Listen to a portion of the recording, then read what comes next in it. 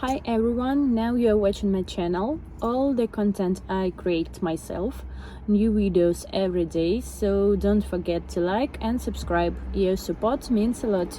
Thanks, bye! The marble lobby of Cornerstone National Bank hummed with the low, controlled noise of a Tuesday afternoon. Tellers moved through their routines. A security guard stood near the door with his arms crossed. Customers waited in a single line that curved past the velvet rope like a slow river. Nobody was paying attention to anything in particular. Then Kyle Donovan held the check up over his head, and the whole room changed. Ma'am. His voice cut through the ambient quiet with the confidence of someone who had been waiting for a moment exactly like this one. This check is not going to fool anyone here. Dr. Vivian Carter stood at the counter, with her hands resting flat on the granite surface. She was 46 years old. She wore a charcoal blazer and pearl earrings, and carried a bag that cost more than Kyle earned in a month. She had walked through those glass doors 17 minutes ago with nothing on her mind except depositing a check and making her 4 o'clock meeting. Now she stood very still, while the can across 7 counter check into the air forever customer in the building seat to some dire for a customer to see. Kiev dressed the slow lifted, as if presenting evidence at a trial, Apex Digital Corp. He let those 3 words hang in the air with a theatrical skepticism. Never heard of that company. Trust me. I know every legitimate business in this city. He tore it. The sound was small but precise, a clean rip that split the lobby's ambient noise like a blade. The 2 halves fluttered down to the floor between them, slow and weightless, the way paper falls when no one catches it. Vivian's knuckles went white against the granite. Her face did not change. Behind her at the back of the line, Beverly Owens pulled her phone from her coat pocket. She did it quietly, angling the screen away from the tellers, and pressed record. She had been a customer at this branch for 11 years. She had seen things she recognized. She recognized this one. Kyle was still performing. He bent down, retrieved the 2 halves, and it held an upsicomad so the tear was the tear visible results to everyone knows. Settlement. Check from a company. Nope. Coming in right before closing time. He shook his head like a man who had seen this trick before. Textbook scammer behavior. A woman near the far wall inhaled sharply. An older man near the door, Harold Baxter, checked his expensive watch and murmured something just loud enough to be heard. Some people always find a way to make a scene. He didn't say anything more specific than that. He didn't have to. Near the window, Melissa Grant pulled her twin daughters against her sides with both arms. The girls were 7 years old. They didn't understand what they were watching, but they were watching it. Their mother understood enough. Sandra Pierce emerged from the glass-walled office at the back of the branch with the practiced efficiency of someone trained to respond to disturbances. She was the branch manager. She moved across the lobby floor with her heels making that particular sound against Morgan that announces authority before a word is spoken. She looked at Kai, looked at Vivian. She did not look at the torn pieces of paper on the floor. "What's the situation, Brad?" she asked. Then she corrected herself without missing a step. "Kyle, what's the situation?" "Suspected fraud," Kyle said. "Large settlement check from an unknown entity. Customer became aggressive when I flagged it." Vivian had not said a single word since Kyle began his performance. She had not raised her voice, had not moved her hands, had not changed her expression by any measurable degree. The word aggressive hung between them like smoke. Sandra turned to face her fully. "I'm going to need to see 3 forms of identification, your social security card, and proof of address dated within the last 30 days. Vivian reached into her bag. She produced each document with the calm efficiency of someone who had spent years navigating environments designed to make her feel unwelcome in them. Her driver's license, her corporate identification, her passport, her social security card. A utility bill, current month, folded neatly in thirds. Sandra picked up the first document and held it toward the light above the counter. "Ich stone he retedit suspections. A stone stir sentis already suspects is glass. Marcus he These look very sophisticated," she announced loud enough for the room. "Scammers are getting better at fake IDs these days." Beverly's viewer count climbed 15, then 37. The clock on the wall read 2:47. 13 minutes until closing. Vivian looked at it once, then looked away. Sandra Pierce set Vivian's documents down on the counter one by one, placing them in a row like playing cards she was sorting by suspicion. She had not asked whether anything looked wrong. She had announced that things looked wrong, and the distinction mattered. "I'm going to need to call corporate security," Sandra said. She reached for her desk phone with the deliberate motion of someone performing a procedure. Her voice, when she began to speak, was loud enough to carry to the back of the lobby. "Yes, this is downtown branch manager, Sandra Pierce. We have a potential fraud situations. Large settlement check from an entity I cannot verify. Customer has presented identification, but we have concerns about authenticity. She was making Vivian's private banking transaction into a public event. Every word was designed to be heard." Beverly shifted her phone angle without lowering it. Her viewer count had climbed past 80. Comments were arriving faster than she could read them. She whispered into the camera, her voice low and even. "Professional black woman. Cornerstone National downtown. They tore her check and called her a scammer." Kyle had come around to stand beside Sandra now, close enough to consult, and he was holding the laminated fraud prevention chart that lived behind his station. He pointed at the checks fragments with the end of a pen. "See these watermarks? Too perfect. Computer generated. Real settlement checks have slight irregularities that prove authenticity. These are textbook counterfeit." His confidence had been growing since the first tier. Each fabricated observation fed the next one, and Sandra's nodding encouraged him like oxygen encourages fire. Marcus Reed, the security guard who had been standing near the front entrance, crossed the lobby with measured steps and positioned himself several feet behind Vivian. He did not touch her. He did not say anything. His presence rearranged the room's geometry so that she stood surrounded on three sides by institutional authority. His hand rested near his belt, not gripping any rests. Harold Baxter sat loudly from his place near the door. Harold Baxter sighed loudly from his... He checked his watch again, every time, right before closing. He said it to no one in particular, which meant he was saying it to Melissa Grant crouched down to her daughter's left for a moment. "Stay right," she whispered. The twins pressed against her. Their eyes had not left the counter. Vivian's phone buzzed inside her bag. She did not reach for it. Sandra hung up with the corporate line and dialed another number. Her voice took on a different register now, more official, more practiced. "This is Sandra Pierce, Cornerstone National downtown. I'm following up on a fraud alert we've opened. The customer has passed initial phone verification, but we have additional concerns about the check's origin and the customer's relationship with the issuing company." She paused. "Understood. We'll proceed with full documentation requirements." She set the phone down and looked at Vivian. "Corporate security has placed you on a conditional fraud alert, pending further investigation. We cannot process any transactions until verification is complete. That process typically takes 3 to 5 business days." She delivered this information the way a judge delivers a sentence. With bureaucrat to close the matter that was designed to close the matter rather than invite response. Vivian did not flinch. She reached to her bag one more time and laid her phone on the counter so its screen was visible. Not aggressively, not as a gesture, just as if she were setting down something she happened to be holding. The screen showed a calendar notification. Board meeting, 4 p.m. The device itself was platinum-cased and slim, the kind of phone that costs as much as a mortgage payment. Kyle's eyes moved over the corporate calendar entry and the executive contact list visible through the notification. His mouth tightened. "Sophisticated criminals prepare for every contingency," he said, to Sandra more than to Vivian. Fake corporate personas, fake email chains, all of it designed to make the story hold up under pressure. Beverly's viewer count hit 200. Through the glass doors at the front of the building, a promotional billboard was visible at street level outside the main entrance. Cornerstone National's spring campaign. A smiling family above the tagline. "Every customer deserves our best." The irony registered with everyone watching Beverly's stream. It did not register with the people inside. The clock read 2:51. 9 minutes until closing. Vivian looked at it. Then she looked back at Sandra.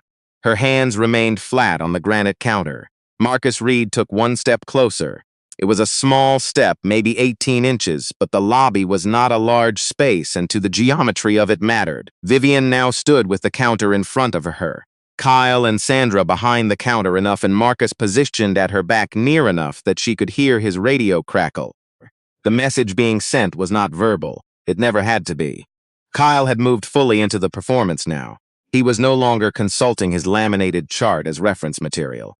He was wielding it, gesturing at specific sections like a professor pointing at a diagram, while building toward a conclusion he had already decided on. "This driver's license hologram," he said, holding Vivian's license up to the overhead light. "The refraction pattern is inconsistent with standard DMV issuance. And this corporate ID." He tapped the edge of the card against the counter. It's non-standard font, slightly off-center seal. Classic indicators of a sophisticated forgery operation. Neither claim was accurate. Both documents were exactly what they appeared to be, but Kyle's confidence carried its own momentum, and Sandra was nodding slowly in a way that validated each new observation. Sandra reached for her desk phone again. "I'm going to need you to speak with corporate security directly," she said to Vivian. Standard protocol for fraud investigations of this scale. She extended the handset across the counter like a test, expecting the hesitation of someone caught in a lie. Vivian took the phone. Her voice, when she spoke into it, was unhurried. "Dr. Vivian Carter, employee identification VC 47291, corporate account holder since January of 2019. She recited 2 verification codes and answered 3 security questions without pausing between any of them. The voice on the other end shifted. Not dramatically, just enough. The tone that had begun as procedural skepticism became procedural courtesy. Through the handset, anyone standing close enough could hear the change. "Thank you, Dr. Carter. Your verification is complete." Vivian returned the phone to Sandra without comment. Sandra held it for a moment. Kyle stepped in immediately, as if the verification had not happened. "Sophisticated fraud operations know how to pass basic phone verification," he explained to the room. "They build complete false identities, including real bank accounts that mirror legitimate credentials. That's what makes these cases so difficult to catch in the moment." He was explaining his conviction to himself more than to anyone else, but his voice was confident, and confidence in an institutional space has weight independent of accuracy. Beverly moved slightly to reframe her shot. Her viewer count had climbed past 300. A comment appeared on screen. "This is how it always starts. Another someone called NAACP. And then, does anyone know the manager's name?" Beverly provided it in a low, steady voice. "Sandra Pierce, branch manager. Cornerstone National downtown. The teller's name is Kyle Donovan." Outside, Anthony Simmons had arrived on the sidewalk. He was a civil rights attorney who maintained an office 2 blocks away, and he had been watching Beverly's stream from his desk before deciding to walk over. He stood outside the glass doors with his phone raised, documenting the interior of the lobby from the street, visible to no one inside except Melissa Grant's daughters, who stared at him with the frank curiosity of 7-year-olds. Harold Baxter had moved from the door to a chair against the far wall. He sat with his legs crossed and his watch face turned upward on his wrist, checking it every 90 seconds with the exaggerated patience of a man who considers his time uniquely valuable. "Some people just don't understand how institutions work," he said, to no one, to everyone. Vivian's phone buzzed again. She reached into a hearse bag this time, glanced at the screen, and set the phone to silent. The notification was a board meeting reminder. 4 p.m. The screen, visible to anyone leaning across the counter, also showed a first-class boarding pass for the calendar labeled acquisition. Signing to complete. Sandra saw it. Her eyes moved over the screen and away again without acknowledgement. Whatever she registered, she was not to register it publicly. The clock read 2:54. 6 minutes until closing. Vivian drums one finger against the granite. Once. Then stops. The sound is almost nothing. But in a lobby that has gone quiet around the edges, almost nothing is loud enough. Sandra Pierce reached for her desk phone a 3rd time.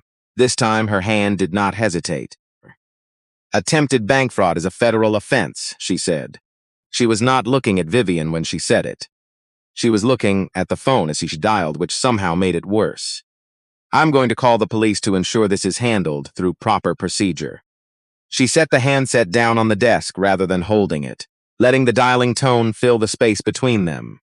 It was a sound designed to land like a verdict.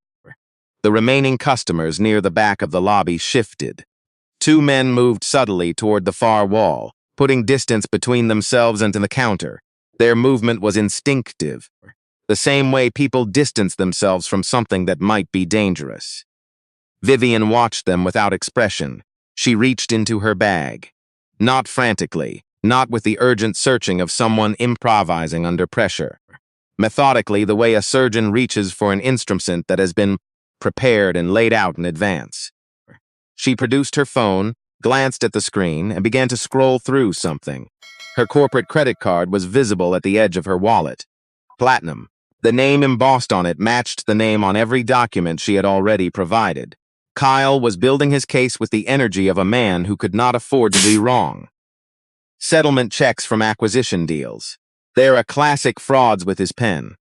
He pointed at the torn halves with his pen. The amount, the timing, the so-called signing bonus narrative. It's all designed to create urgency that bypasses standard verification widths. He paused for effect. That's why they always come in right before closing. The window pressures tellers into processing before full due diligence is complete. Sandra nodded. 2 floors above the street, in the regional headquarters building across the block, Richard Crane's assistant interrupted his 4:15 meeting with a text message. 3 words: discrimination crisis downtown. His assistant followed it with a second message 30 seconds later. Live stream, going viral. He looked at both messages without responding and went back to his meeting. Kevin Moss. The bank's digital marketing manager was not in a meeting. He was at his desk watching Beverly Owens's live stream through a private browser window with the sound muted. And he was typing urgent messages into the corporate communications channel as fast as he could. Developing discrimination incident at downtown branch.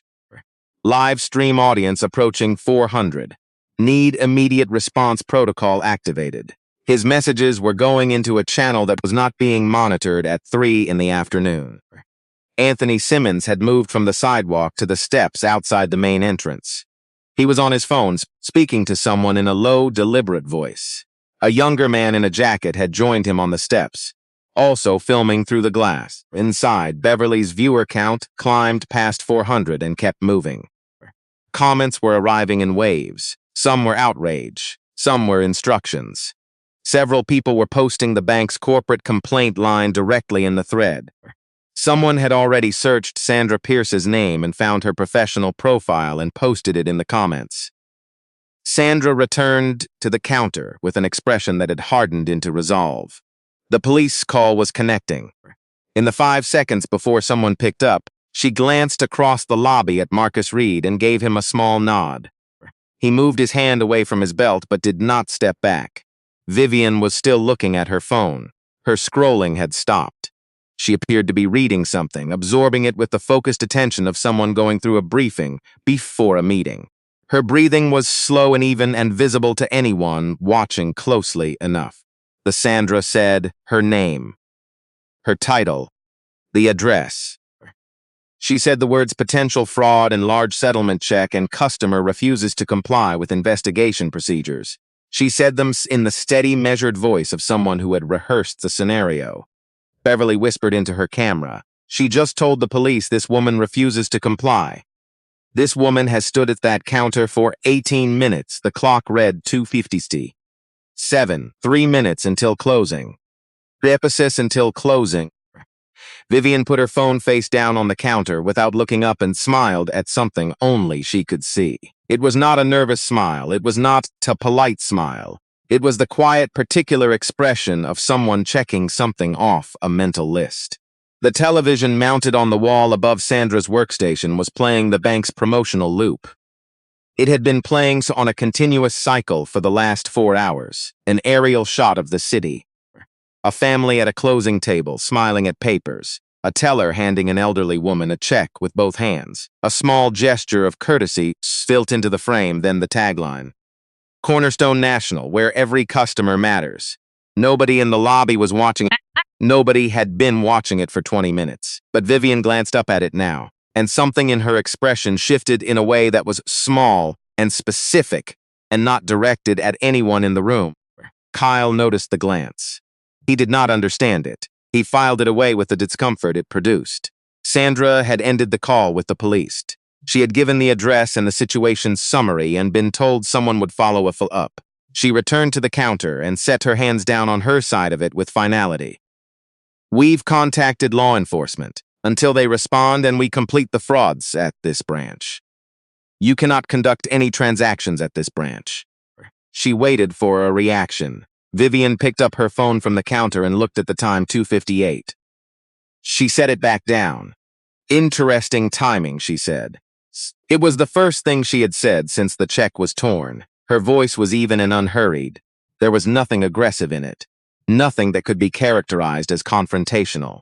It was the tone of someone making an observation from out of the situation, as if she were watching from a slight distance and finding the view instructive. Sandra blinked. Excuse me? Vivian did not repeat herself. She looked at the clock on the wall. Then she looked at Sandra with the specific patience of someone who understands that some conversations require the other person to catch up. Kyle tried again. This branch receives fraudulent instrument attempts several times per month. The amount, the company name, the timing, all of it fits a pattern we're trained to recognize. His voice had lost a small measure of its early certainty, like a song being played slightly off-tempo. He picked it back up. If you're legitimate, the investigations will confirm that, and you'll be processed normally in 3 to 5 business days. Beverly's viewer count had passed 450s. Someone in the comment thread had tagged 3 local journalists by name. A woman who identified herself as a banking compliance officer had joined the stream and was explaining what legitimate settlement checks from corporate acquisitions typically look like. Her explanation was patient and detailed and directly contradicted everything Kyle had said for the past 30 minutes. Anthony Simmons, on the steps outside, had reached someone on his phone. Voice had changed register, lower and more precise. The voice he used when he was speaking to people who needed to understand the legal parameters of a situation. Through the glass front of the bank, the promotional billboard on the exterior wall of the building was visible at an angle from where Vivian stood. It was the spring campaign, a 30-foot image, anchored above the main entrance. She had seen it when she walked in. She did not said anything about it then. She did not say anything about it now. The clock on the wall clicked to 2:59. 1 minute, Sandra straightened. I want to be clear about where we are. You've been placed on a conditional fraud hold by corporate security. You've been informed that law enforcement has been contacted. The appropriate thing to do at this point is to step outside, or to wait in the designated area until the investigation is complete. It was the most complete version of the institutional position she had built over the last half hour. Every element aligned: the documentation, the corporate call, the police contact, the fraud alert. The position was, by its own logic, airtight. Vivian looked at her with an expression that could only be described as composed. The kind of composure that does not come from staying calm under pressure. It comes from knowing the pressure is temporary. She reached into her bag one final time. Slowly, without urgency, she retrieved her phone. She found a number in her contacts and pressed call. She did not put the phone to her ear. She held it in front of her and waited, her eyes still on Sandra, while it rang once, twice. Then a voice answered. The clock reached 3 p.m. The voice that answered was female, professional, and waiting. Janet, Vivian said. This is Vivian. She was not speaking quietly. She was not performing for the room either. She was simply speaking at a volume that happened to carry. Execute Plan B, right now, full implementation. A pause, then confirmed. All systems go. She ended the call with a tap of her thumb and lowered the phone. The lobby had gone from uncomfortable to something closer to Skiel had stopped. Sandra had not reached for anything in the last 15 seconds, which was longer than she had gone, without some institutional gesture since Vivian first approached the counter. Vivian turned to face the security camera mounted above Sandra's workstation. The camera was fixed angle, positioned to capture the counter in the front of the teller area. She looked directly at the aides of sons and who had given statements, and when she spoke to boards, carried the cadence of someone who had given statement for pervert to placed with the precision, someone to certain of someone who understands that precision is what makes language into evidence. For the record, I am Dr. Vivian Carter, Chief Technology Officer of Apex Digital Corp. Employee identification V4791. Today is August 3rd, 2026. The time is 3 p.m. exactly. I am documenting systematic discrimination at Cornerstone National Bank's downtown branch to be preserved for corporate review and legal proceedings as required. She paused for 3 seconds, not for dramatic effect complete, and she was letting its weight settle, but because the sate, Sandra's confidence cracked along a seam no one had seen before. Not dramatically, not visibly enough to describe with precision, but the change was there. The name Apex Digital Corp had registered somewhere in her processing. She had heard that name recently. She could not locate where. Kyle crossed his arms. Corporate executives don't use neighborhood branches, he said. His voice was doing something it had not done before. It was working to sound certain, rather than simply being certain. Real C-suite officers have private banking relationships. Dedicated managers. They don't walk into a branch counter Tuesday afternoon. He was building an argument that might have been persuasive an hour ago. It was not persuasive now. He could hear it in his own delivery. Beverly Owens had not looked away from her phone screen since Vivian began her statement to the camera. The accent thread was moving too fast. The comment thread was moving fast to read. She whispered toward her camera in the low, careful voice she had been using for 30 minutes. She just said, Plan B.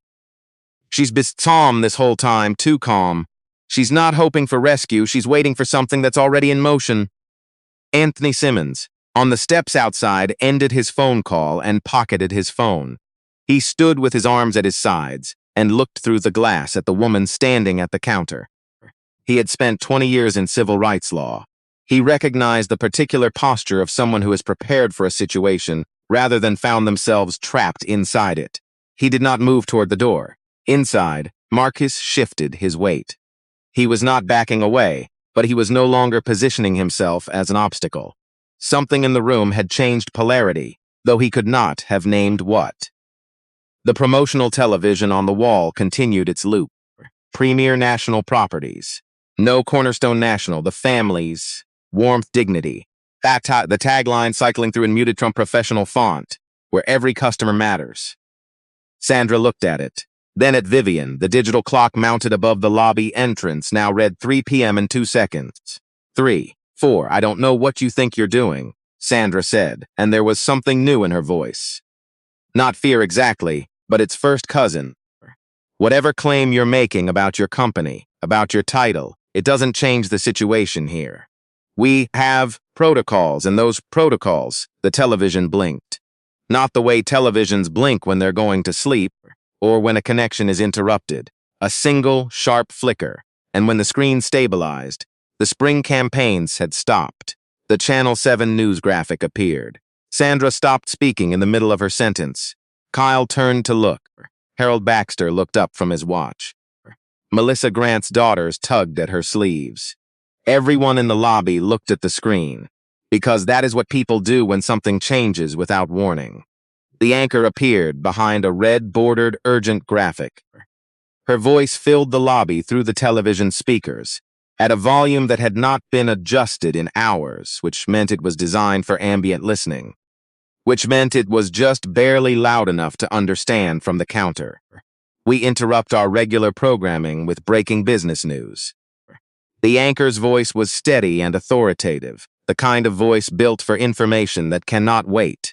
Apex Digital Corp has completed its historic $2.3 billion acquisition of Cornerstone National Bank, creating the region's largest technology-driven financial institution. The deal, months in the making, finalizes today following regulatory approval received this morning.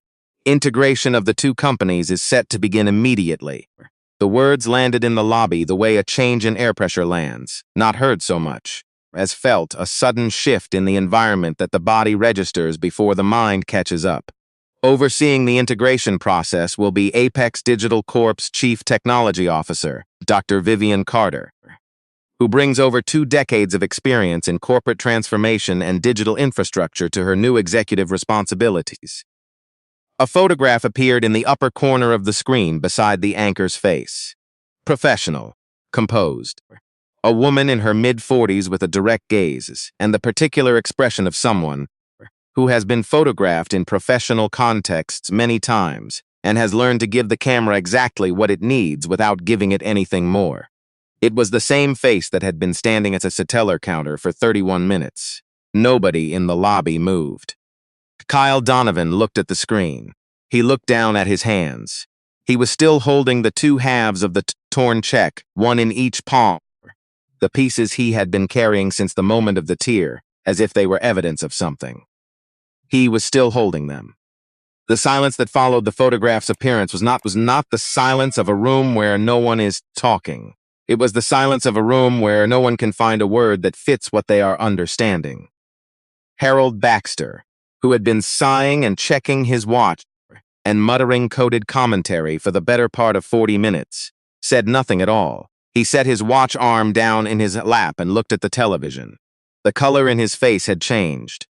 Melissa Grant pressed one hand over her mouth. Her daughters looked up at her, then at the screen, then at each other. Sandra Pierce's hand was still extended toward her desk phone, frozen halfway through a gesture she had abandoned when the broadcast began. Her fingers were slightly curled. She was looking at the screen with the expression of someone who has just been asked to do a calculation they are not sure they can finish. The anchor continued. The acquisition, which values Cornerstone National at approximately $2.3 billion, includes all 47 branch stations, corporate accounts, and existing staff infrastructure.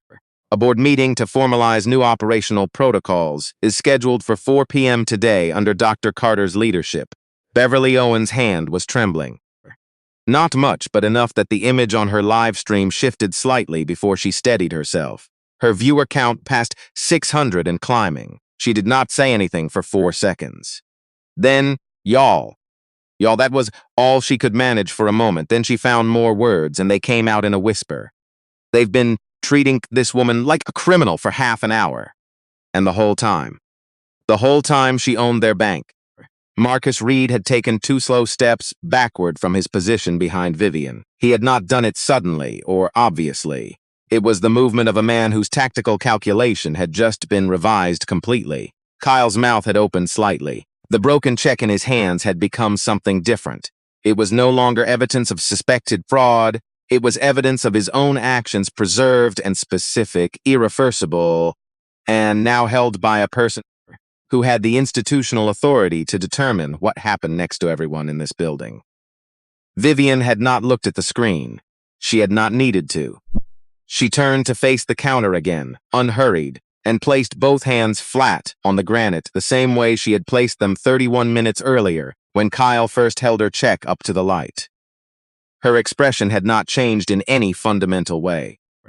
But something in the room's orientation had changed around her, the way furniture seems to rearrange itself when a new source of light enters a room.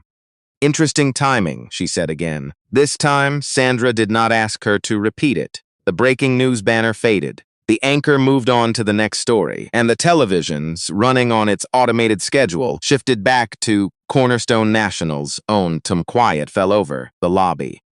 The spring campaign resumed with a warm instrumental backing track and a slow aerial interior shot.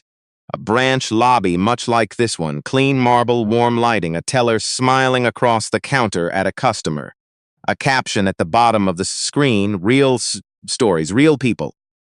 Then, a young man appeared, 17, maybe 18, seated in a casual standard setup, the way these corporate video testimonials are always staged, slightly informal to feel authentic. He wore a simple gray shirt and looked directly into the camera with the natural ease of someone who has been coached but hasn't been coached too much. "Hi," he said. "I'm Tyler Carter." Kyle heard the last name before anything else registered. His head turned from the screen to Vivian stand to the counter, then back to the screen, then to the counter again. The bone structure set of the forehead. The particular set of the jaw, the intelligent quality behind the eyes that was not shyness and not arrogance, but something in between that took confidence in its most functional form. Cornerstone National helped my family through something really important, the boy on the screen said, and what I remember most wasn't just the transaction. It was how they treated us like we mattered. Like the person behind the counter actually saw us. Kyle looked at the torn check in his hands. Then he looked up, through the floor-to-ceiling front windows of the lobby, past Sandra's workstation, past the velvet rope and the empty queue. The promotional billboard, mounted on the exterior face of the building, was visible from Kyle's position at the counter if he angled his gaze correctly. It was the same campaign, the same shoot. A 30-foot image in which Tyler commented as Luke's confidence kiced the street with the relaxed confidence of someone who had been told to just be himself and had managed to do exactly that. The billboard had been there since March. Kyle had walked past it 112 times. He had never connected the face on it to anything until this moment, because it had never needed to mean anything until this moment. Now it meant everything. The face on the bank's billboard, the face in the bank's promotional video, the son of the woman standing at his counter, the son of the woman whose check he had torn in half. The son of the woman who now had the institutional authority to determine the course of every professional relationship he had ever built. Beverly Owens had stopped whispering. She was simply filming because what she was watching had passed beyond the register of commentary into the territory of something people would need to solve, to believe, to see for themselves to believe. When she finally spoke, her voice was very quiet. They discriminated against the woman who owns their bank, while her son's face was on their billboard, outside the window, the whole time. The testimonial continued. Tyler's recorded voice filled the lobby. My mom always says that how you treat people when it doesn't cost you anything is what tells you who you really are. And Cornerstone National gets that. Every customer deserves to feel like they belong.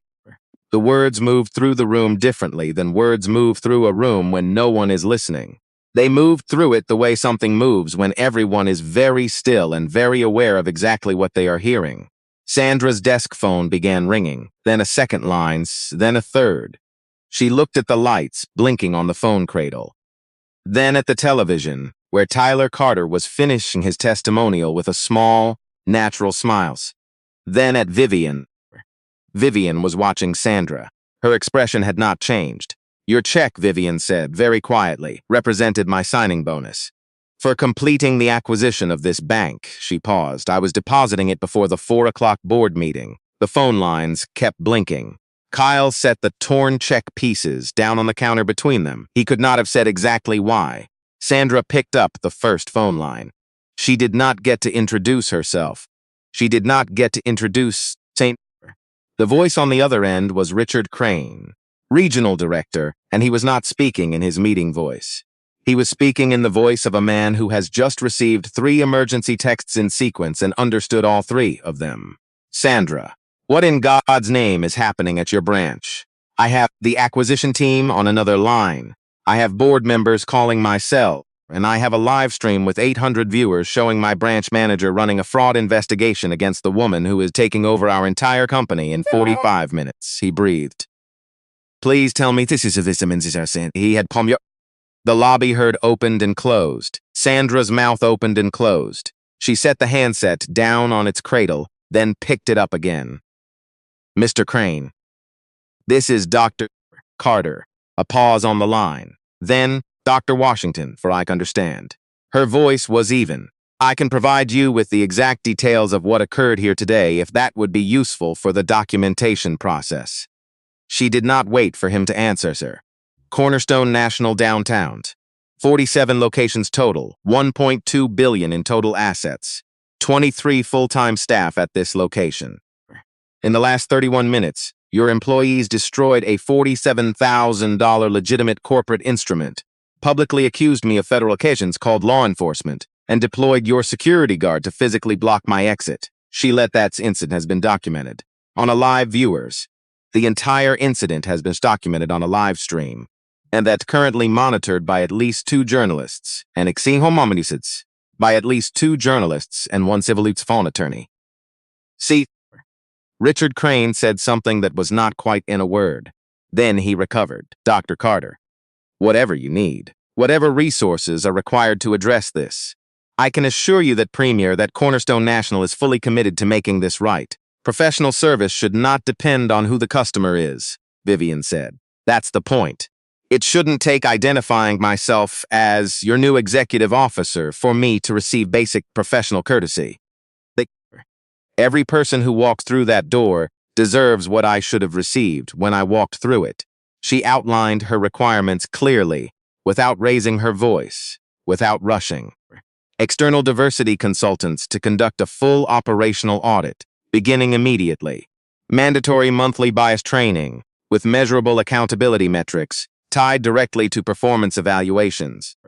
Real-time customer service monitoring through digital feedback systems, and a $500,000 contribution from Cornerstone National to local civil rights organizations, as acknowledgement that discrimination extends beyond individual incidents and affects entire communities. Additionally, she said, Section 15.3 of the acquisition contract establishes zero tolerance for discriminatory practices during the integration period. Violations trigger management review. I'll expect preliminary reform implementation plans on my desk before the 4 o'clock meeting. Crane agreed to all of it. Kyle's termination came through his regional supervisor's line 8 minutes later.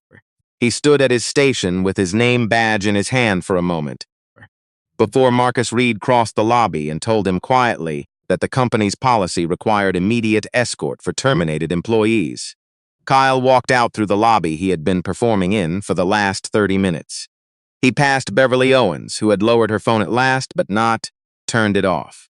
He passed Harold Baxter, who did not look at him. He passed Tate's Chetsitis, which were still on the counter, and would remain there until someone decided what to do with them. Sandra's termination arrived through a different line, effective immediately. Pending investigations, she heard it through the phone with her hand flat on the desk and did not move until the line disconnected. Then her personal cell phone rang. It was her daughter's calling from school. The girl was crying before the call connected. Mom. Mom, everyone's watching the video. My friends are sharing it. The teachers are, Mom, why did you do that? Sandra sat down in her chair and said nothing for a long moment. Vivian looked at the clock. 3:11 p.m., 49 minutes. Until the meeting where she would begin the work of transforming the institution she now led. She looked at the pieces of her check on the counter. She did not touch them. The work starts now, she said, to no one in particular, which meant to everyone. 6 months later, the marble lobby of Cornerstone National Bank's downtown branch looked almost the same. The counter was in the same position. The security desk was in the same place near the door. The floor-to-ceiling windows let in the same afternoon light at 3 p.m., and if you stood at the teller window and looked out through the glass, you could still see the billboard on the exterior wall above the entrance. Tyler Carter was still on it. The campaign had not been taken down. There had been a brief internal conversation in the first week about whether to replace it. Dr. Carter had been asked directly whether she wanted it replaced. She had said no, the billboard stays. It means something different now. Leave it. The difference inside the lobby was in what people could see. Digital displays ran along 2 walls showing real-time scores, live feedbacks, response times, and a running log of service interactions audited for quality. Every employee name appeared in the system with a live performance dashboard updated daily. The accountability was visible. It was designed to be. Kyle Donovan worked part-time at a small credit union in a suburb 45 minutes north of downtown. He had applied to 3 larger institutions in the 6 months since his termination. Each application had been declined within a week. The viral footage of him holding a torn check over his head in a marble lobby had a longer shelf life than he had anticipated. He worked the morning shift 4 days a week and was retraining for a different field in the evenings. Sandra Pierce had relocated to Italy to stay with February. Her teenage daughter's college application essay, which she had written in November and submitted to 8 schools, was titled What I Learned from My Mother's Worst Day. 3 schools rejected her. Stanford did not. She was enrolled in their social justice program in the fall, which was a thing Sandras was still finding a way to hold. Harold Baxter was not the same man he had been in August. He was not transformed in any simple or subtly as because people do not transform simply suddenly. But he had started attending monthly sessions at a local Tolty center at his neighbor had told him about. And once a month he sat in a circle with 12 other people of various backgrounds and listened more than he talked. He had said in that circle that he had been comfortable for too long with the wrong things and was trying to understand why. That was not nothing. Melissa Grant had talked to her daughters about what they had witnessed. Not once in a single conversation, but many times in small pieces when something came up in a TV show or at school or in the car. She had not tried to explain it away. She had tried to name it accurately in words a 7-year-old could hold. Beverly Owen's footage had been used as training material by 3 reference in a congressional subcommittee briefing on banking discrimination in the fall. She had not sought any of that. She had just pressed record. She had pressed record and kept her hands steady. She still kept her phone charged. Anthony Simmons had filed a formal civil rights complaint on behalf of the event as a matter of public record. No personal lawsuit had followed. Dr. Carter had not pursued one. What she had pursued was structural, which turned out to be more consequential. The Carter Protocol had spread to 22 banking institutions in the region within 6 months, and 2 national banking associations had incorporated elements of it into their standard guidance for customer service training. Real-time accountability systems, external bias audits, economic consequences for discriminatory conduct, not just verbal reprimands. The idea that institutional change is more durable than individual punishment. Tyler Carters had spoken at 4 high schools in the spring. He did not speak from notes. He stood in front of auditoriums full of students and said, taught him about how power works and how systems have rules, and how those rules are supposed to serve everyone, and what it looks like when they don't, and what it looks like when someone decides not to accept that and builds a better way instead. The students who heard him were quiet for the wrong kind of time before they started asking questions. At 4 p.m. on the last Thursday in January, Dr. Vivian Carter walked into Cornerstone National's board meeting for the 5th time as the executive overseeing the integration. She set her briefcase on the table and looked around the room and did not begin until every person in it was settled. Outside the Towson, face caught the winter light and held it. If you've ever been dismissed when you shouldn't have been, or if you've watched someone else be dismissed and didn't know what to do with what you felt afterward, share this story. Not for outrage, for the record. Every is a witness. Every witness has weight. The most effective response to a broken system is not rage. It's rebuilding, and rebuilding takes all of us.